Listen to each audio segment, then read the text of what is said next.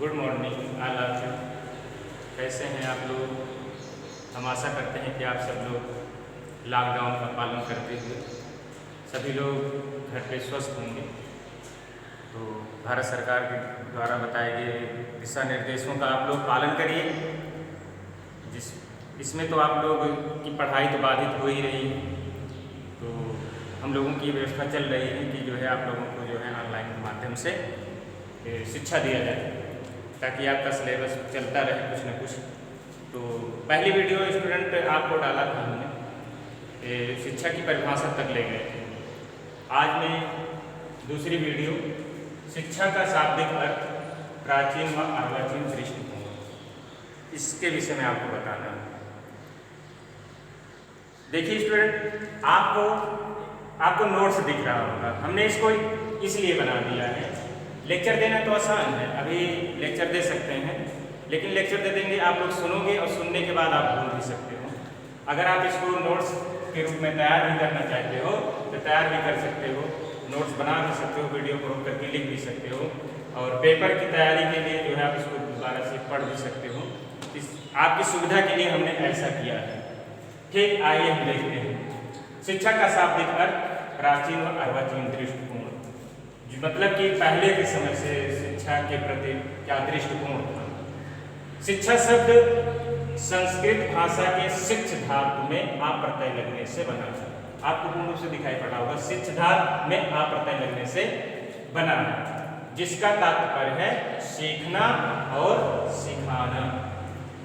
देखिए, कोई भी व्यक्ति पूर्ण नहीं होता, वह व्यक्ति जो है कुछ न कुछ दूसरों से सीखता रहता है। एक अध्यापक होता है, किसी भी विषय का अध्यापक होता है, अगर वो समझता है कि हम पूर्ण हैं अपने विषय में, तो ऐसा नहीं है। ज्ञान की सीमा जो है अनंत है। उसी जो है कभी कभी जो है समाज से सीखता है, बच्चों के माध्यम से सीखता है, कभी कभी क्लास में बच्चों से कुछ न कुछ सीख मिल जाती है। तो इस तरह से वो जो है कुछ न कुछ सीखता है और सिखाता है दूसरों को। इसलिए यहाँ पे लिखा गया है सीखना और सिखाना। ठीक, इस दृष्टि से शिक्षा एक प्रक्रिया है, इसमें सीखने और सिखाने की प्रक्रिया चलती रहती है। इसको मैंने पहले से बता दिया था, इसमें सीखने और सिखाने की प्रक्रिया चलती रहती है। नॉलेज, शिक्षा की बात मैं नहीं करता हूँ, किसी भी चीज का नॉलेज अगर होता है तो सीखने और सिखाने पर निर्भर करता है। अगर वो व्यक्ति सीमित हो जाए तो आगे चल करके उसके विषय में आने वाले लोग नहीं रह पाएंगे। मान लीजिए एक गाड़ी बनाने वाला मिस्त्री होता है, एक उदाहरण मैं दे रहा हूँ। गाड़ी बनाने वाला मिस्त्री वो एक दिन सीख करके पूर्ण हो जाता है और अच्छा कारीगर हो जाता है, लेकिन वो भी दूसरे को सिखाता है और वह व्यक्ति भी एक दिन जो है पूर्ण मिस्त्री हो जाता है। इस तरह से जो है इस जब ज्ञान किसी के अंदर आ जाता है, किसी भी प्रकार की शिक्षा आ जाती है, तो सीखने और सिखाने का काम करती है। इसमें सीखने और सिखाने की प्रक्रिया चलती रहती है। और वैसे भी किसी भी सब्जेक्ट के विषय में अगर जानकारी हो जाती है, बच्चों को बताया जाता है, बच्चों को सिखाया जाता है क्लास में, एक दिन वही बच्चे जो है पढ़ करके जो है वो भी किसी न किसी क्षेत्र में जाते हैं, तो अपने अपने क्षेत्र में जा करके जो है वो भी दूसरे को ज्ञान देते रहते हैं। ठीक, यह प्रक्रिया मानव जीवन के किसी विशेष स्तर तक सीमित नहीं है। यह जो है शिक्षा जो है इसका सीमित दायरा नहीं है, ये व्यापक है, अनंत है, लगातार चलती रहती है। वरन बालक में जन्म के साथ ही शिक्षा प्रक्रिया आरंभ होकर आजीवन चलती रहती है। जिस समय बालक जो है परिवार में जन्म लेता है, उसी समय से जो है बच्चे को कुछ न कुछ सिखाया जाता रहता है। परिवार में माता पिता से, भाई बहन से जो है उसको शिक्षा दी जाती है।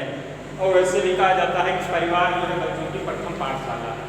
परिवार में सबसे पहले उसको बोलना सिखाया जाता है। ठीक, ये माता पिता के माध्यम से, भाई बहनों के माध्यम से सिखाया जाता है। ताऊ है, दादा है, ठीक, उनको संस्कार सिखाया जाता है, उनको संस्कार सिखाया जाता है और संस्कार के जरिए से उनका व्यक्तित्व निखरता है। तो परिवार में ही सबसे पहले शिक्षा दी जाती है और वही बच्चा जो है आगे चल करके जो है विद्यालय में जाता है, विद्यालय के माध्यम से गुरुजनों के संपर्क में आता है। तो उनके माध्यम से जो शिक्षा सीखता है उसको भी ग्रहण करता है और धीरे धीरे वो ऐसे बढ़ता जाता रहता है, शिक्षा उसकी बढ़ती जाती रहती है और जन्म से लेकर आजीवन चलती रहती है। जब तक वो इस पृथ्वी पे रहता है व्यक्ति तब तक वो जो है कुछ न कुछ सीखता रहता है। ठीक, अब आते हैं शिक्षा को अंगल भाषा में एजुकेशन कहते हैं। देखिए स्टूडेंट, आपको इसमें दिखाई पड़ रहा होगा, शिक्षा को अंगल भाषा में एजुकेशन कहते हैं। ठीक, लेकिन कुछ शिक्षा शास्त्रियों के अनुसार जो है इसमें एजुकेशन शब्द की उत्पत्ति लैटिन भाषा के निम्नलिखित शब्दों से हुई है। ध्यान दीजिएगा, एजुकेशन शब्द की उत्पत्ति लैटिन भाषा के निम्नलिखित शब्दों से हुई है। निम्नलिखित में मतलब 3 शब्दों से। क्या है पहला? एडुकेटम, पहला आता है एडुकेटम, इसकी इंग्लिश भी लिख दी गई है, आप लोग इसकी इंग्लिश भी नोट कर लीजिए और पेपर में इंग्लिश और हिंदी का मिश्रण होता है तो उसमें आपको अच्छा नंबर आता है, इसलिए जो है आप इसकी मीनिंग भी लिखते चलिएगा। एडुकेटम, अब एडुकेटम का अर्थ क्या होता है? शिक्षित करना। जब व्यक्ति जो है ज्ञान उसको हुआ जाता है, नॉलेज आ जाता है तो शिक्षित करना, वो मतलब दूसरे को ज्ञान देता है।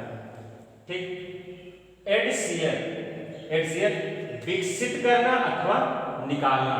एडसियर मतलब होता है विकसित करना अथवा निकालना। जब वो शिक्षित होता है, विकसित हो जाता है तो दूसरों को ज्ञान बांटना चालू कर देता है।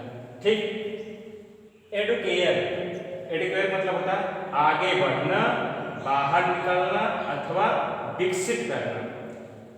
जब इन सब चीजों से मतलब एडुकेटम, एडसियर, एडुकेयर, इन तीनों का जब व्यक्ति के अंदर समावेश हो जाता है तब वो व्यक्ति विकसित होता है और एक न एक दिन वो समाज में या कहीं भी किसी को शिक्षा देता है तो पूर्ण रूप से उसकी शिक्षा होती है, अधूरी नहीं होती है।